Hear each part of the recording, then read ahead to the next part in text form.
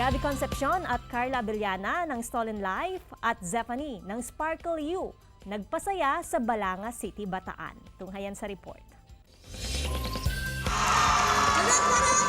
Napuno ng hiyawan at sigawan ng Kapuso Mall Show sa Balanga City, Bataan dahil sa pagbisita ng Kapuso Stars. Bumirit si Zephanie na isa sa cast ng Sparkle You #frenemies.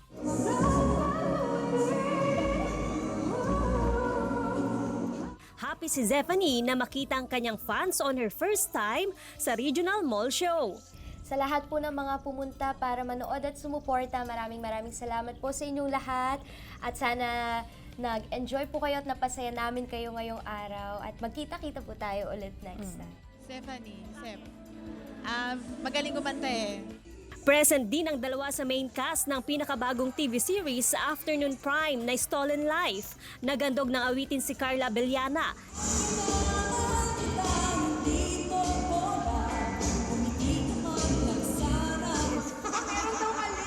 Game rin siyang nagpalaro sa mga dumalo sa Kapuso Mall Show.